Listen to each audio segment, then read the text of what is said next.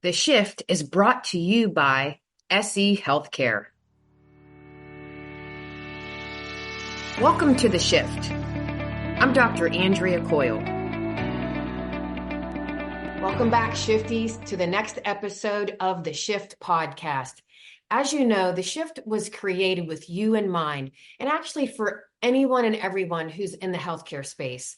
And each week, I meet with incredible Shifties that have shifted many times in their personal and professional lives to make an impact. And I'm really thrilled and excited to have a great, brilliant woman that I met probably 4 years ago, and she and I have remained in touch. And I love Dr. Katie Boston Leary so much for this reason, because when I connect with Katie, I feel like we have these conversations that we're going to change the world.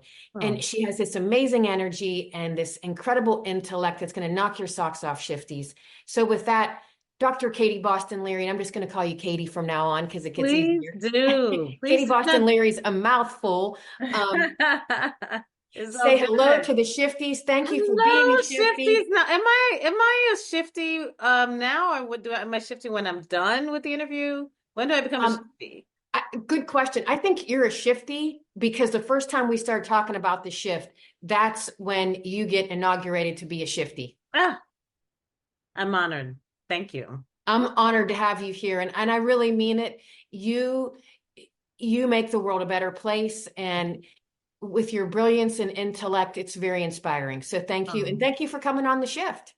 thank you. Thank you. Thanks for having me. And I say the same thing about you. You're a light, and I've just loved being in your aura every time I see you, every time we connect, even on Zoom. So I appreciate all that you do as well. I appreciate this. Kind of a love fest right now. We're having a love fest. Hey, why not? Why not? Right. Tell the Shifties a couple different shifts in your career that have really, you've noticed a change in yourself for the better, and then the impact it's had on the people in your presence. Ooh, that's a deep question. I should be on a couch to answer that. So, I think the shift in my career came because I do think for a while in my career I was pulled into certain directions, pulled because people who saw something in me that I didn't see pulled me in certain directions and pulled me through certain doors, pulled me into certain rooms. And I think when I finished my doctorate degree, that's when I pushed. And I pushed my way into a different arena, moving from practice to policy, pushed my way into learning as much as I could about it, pushed my way into making a role my own by bringing all that I had in my previous role as a chief nursing officer into this role that I had previously as the senior director of nursing programs. Blended the two and really think there was a blossoming effect to now being in this senior VP role of equity and engagement, where it's an inaugural role and I get to really push and make it my own. So I think those are my key gates, if you will, that got me to where I am today. And it's a great story. And I'm going to unpack a couple of things that I heard you Sure. say. Um, First, let's talk about the people, and you can shout out to these people that believed in you and saw something that maybe you didn't see, because I have a couple of those in my life that I shout out to. One of them is Dr. Marilyn Schaffner, who was a chief nursing officer. And I Mm. like that you said pushed your way, because in my one previous role as a professional excellence and magnet program director, I kind of pushed myself into the role, and Dr. Marilyn Schaffner believed in me and took a leap of faith and said, let's work on this together. So talk about someone who believed in you, and then a little bit about a couple of the pushes to get into certain rooms, because I heard you say Sure, that. sure. Well, there were many. And the first pull that I had was I never saw myself as being a leader. I thought that I could just be a staff nurse and do my thing and go home. And I remember I finished my bachelor's. I was about to finish my bachelor's degree, and I was working as every now and then I'll become a charge nurse. I was in the OR, and the manager, no, the director actually pulled me in to her office. And you know how that goes. You never get a warning. You just get pulled in the office, and then you have to like talk about your aspirations. And she said, and it was in between cases that I had to do. And she said, "Can I talk to you for a few minutes?" And of course, I would say, "Sure." And I got in her office, and she said, and I can't remember her name, Angie something something, but amazing person, wherever she may be. And she said, what are your dreams and what are your goals? And again, I'm in between whatever, and I'm not prepared for this discussion. So I flippantly said, and it was really flippant. I flippantly said, "Ma'am, my goal is to be in your chair." But I just said it very callously and flippantly, thinking that would be her signal to leave me alone and let me loose or cut me loose so I can go do what I was going to do. And she just gave me one of those, interesting. And I got to tell you, and then eventually they talked me into becoming a supervisor, a clinical supervisor. And years later, I ran into her and she told me, she said, "No one ever said that to me before." And that was a key to me, that you make a great leader. And I told her, I said, I was just being very flippant and nonchalant. And then look where it got me. So that was my first step into leadership. But then even after that, and a number of roles that I had, like almost every leadership role that I had after that, um until even up to the point where I became a chief nursing officer for the first time, it was always someone pulling me, like, you can do this, I see this in you. So you have Dr. Sherry Perkins, you have Linda, and I can't remember her last name because she's passed away, amazing lady. But Donna, again, I can't remember her last name, amazing lady. And all these folks would then say, "I can see you doing fill in the blank." And I'll say, "Okay, I'll give it a shot." And then I do it, and I do it well. So I've had a number of amazing people in my life, even going into nursing school. A gentleman named Calvin, who was a CNA with me at a nursing home, and I just took that job because my cousin was working there, and it was something to do, and I was working at a plant shop, and I wasn't really feeling fulfilled. And I gave her a ride to fill out an application. And all of a sudden, they're giving us both applications to fill out, and I did it for good measure. And then my cousin said, "Yeah, let's work together." So because she really wanted my ride, but I was like, "Sure, why not?" I was a pushover, and I'm working there a few months. And Calvin then says, "Hey, Katie, there's this opportunity for you to get a career in healthcare at the community college where they pay for everything for free." And I again, very nonchalant, like, "Yeah, it's not a good time." And he just said, "Don't you come back here without the information tomorrow." And I did, and I went in the shortest line because I was running late for work, and that's how I became a nurse. So it's Oh this my point God. in my career. I've had a number of people that just would say, "Do this, try this." I try it, I like it, and then I keep going. And after I got my doctorate, it was me pushing, but it still took people in my ear, even while I was pushing, to say, "Push harder and don't be relentless in your push." So I've had a number of folks, and continue to have a number of folks, that pour into me, that helps me see my potential and also helps encourage me when times get hard. The Shift is brought to you by SE Healthcare. Do you know your current burnout level? Almost 70% of hospitals and healthcare systems can't answer this question. What we do know are the devastating results of burnout: increase in turnover, increase in medication errors and missed care, a decrease in the patient experience, and a decrease in quality outcomes. SE Healthcare can help with our evidence-based approach. Leaders can enhance nurse satisfaction and nurse engagement, improve quality care outcomes, and reduce burnout by 52%. Are you ready to uncover burnout's impact on your team? Visit us at sehealthcaresolutions.com/talk. Here's why I became a nurse. Mm-hmm. I was at Edinburgh University of Pennsylvania. I wanted to be a school teacher. First semester, came home for Christmas. My cousin, much like your cousin, said, and I'm from Pittsburgh, Pennsylvania, and there are cold winters. And my cousin said at the Christmas break, we should become nurses. And after we become nurses, we can get jobs anywhere and we can move to Florida. And I said, you're right. And that's why I became a nurse. Yeah, see? She encouraged me to become a nurse. And honestly, it was the best decision I ever made Oh, because likewise. there's so many great things. We can do anything. I mean, every industry can benefit by having a professional nurse, every industry. Absolutely. Absolutely. And and I have to ask you this, Katie. So you've had these great people that have actually said, and they believed in you. How do you pay that forward? Oh, well, all the more reason where whenever someone reaches out to me, um, I I make the time and provide them, I try to provide them what they need.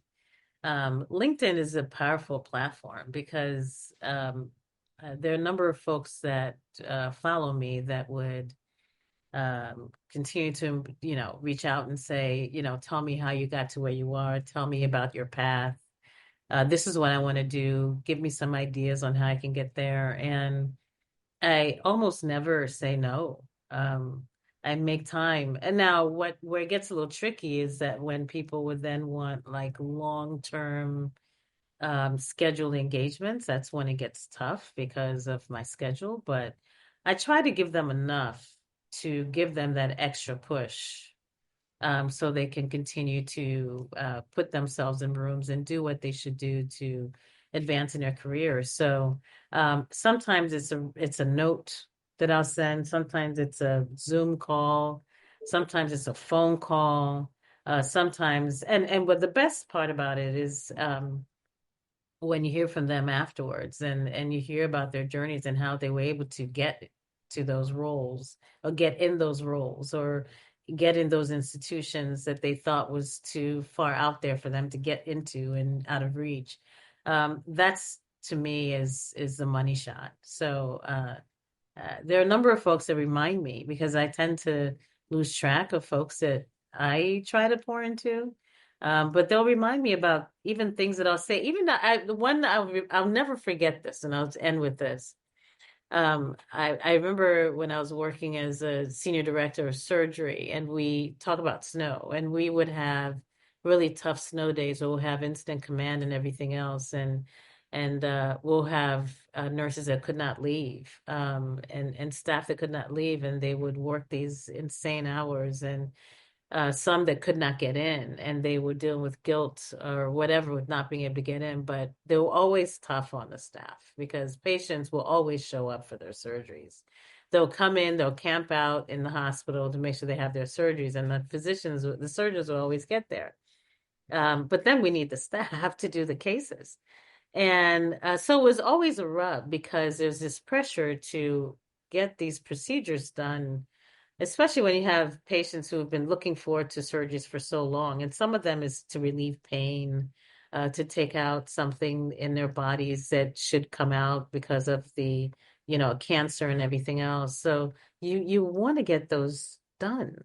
Um, but then you have staff who will say, I don't feel safe coming in. It's icy roads. And so it's this challenge of I want my team to be safe and not have them to be on the roads if they don't feel safe. But then I have these patients that are depending on us, right? So it's all these dualities that you're having to deal with. And I remember there's this one nurse who was so mean when I was trying to have discussions about this very thing.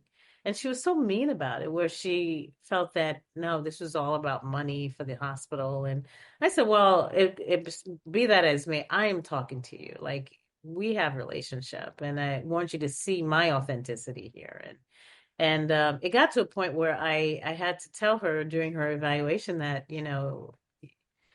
you do seem to have one of the most toxic behaviors in the whole department. Like very, and I didn't remember saying this to her, right? But I knew that I had to have my come to Jesus moment with her because it was just really, really bad.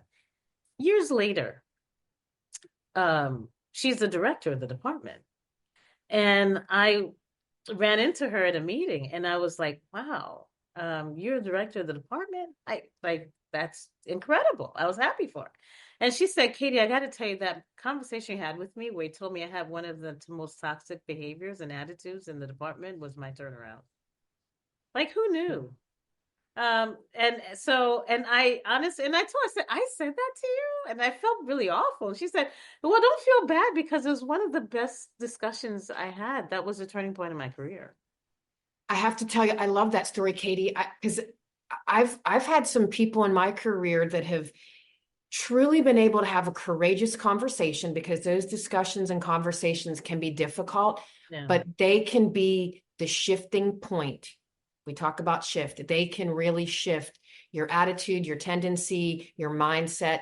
And and that's happened to me. I've had people that have helped me course correct. And then when I talked about how do you pay it forward, I think time is, and I knew that's what you're going to say. Sometimes it's really challenging to create time to believe in people and then invest time in them. Yeah. But I'm so grateful for the people that did that for me. So I also, like you, try to pay it forward. So the last couple minutes of the shift, I really want you to tell shifties exactly what you're doing right now, because your work is meaningful and powerful. So just share with us exactly what you're working on right now. Ooh, so I'll start with a lot of the challenges that we're facing right now with um, what's happening with the new administration. That is one thing that's taking a lot of my time right now, interpreting not only the letter of the quote unquote law in terms of what's being written, but also the impact that it could have potentially on our work at the American Nurses Association and in other institutions, right? So that's the one thing that is high on my list right now. Second, we are planning on having an Equity in Nursing Summit in DC on the 26th to the 28th at the National Press Club and working on planning that. And we have a great lineup of speakers and everything else, and happy to share the link. So if you'd like to attend, please sign up. And then finalizing work that we did last year on principles of virtual nursing. I hope to release that by February or March of this year. We had convened a group of experts around the country, and now we're putting the finishing touches on the document. So those are my top three things, even though there's so much more I could share. I was just going to say minutes. It could be hours, because you're doing so much work and so much work that's needed and valued. And I guess what I'm going to ask is, will you come back in 3, 4, 5, 6 months? Give us an update. Curious to hear how things are changing and shifting as we do get a new administration. It'll be interesting to see where we land. And I know you're the person to keep us abreast with those shifts that we're going to all have to work through. We typically, Katie, end the shift by giving the shifties a couple takeaways. Hmm. And I think, this whole discussion was about takeaways, like push yourself into a room, pay it forward. Any other big nuggets that you want to share? Yeah, I would say speak truth to power. This is the time for it. And I'll leave you with Lovia Jai James's approach to doing that. She says, um, be comfortable being the first domino to fall, especially when it comes to doing what's right. And there's a Martin Luther King quote as well about how the day you stop speaking up about what's right is the day we begin to die. So, speaking truth to power, according to Lovey, it takes three gates to go through to do it. One, do you believe it? Two, can you defend it? And 3, can you say it with love? And the third part is very hard, especially during a time where there's so much vitriol. But we have to stay true to ourselves and our values in terms of how we deal with conflict and deal with a lot of things that we don't like. And we can still hold people accountable and love them at the same time. Oh, and that's hard work. Very much so. And That's I have not for everybody. right. So I have one, and it's silence implies agreement. Mm, And, you and I wouldn't be on the shift right now had we remained silent many times during the shifts in our careers. sure. And so that would be my big takeaway. And I just want to thank you, Katie, for spending time with us, sharing your knowledge and wisdom. Would love to have you come back. And with each episode, I always say, shifties, remember, your shift makes a difference.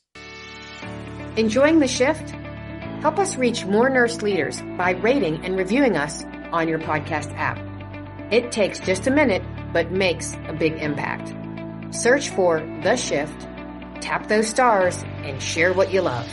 Your feedback shapes our future episodes and helps others discover us. Remember, rate, review, and amplify The Shift today.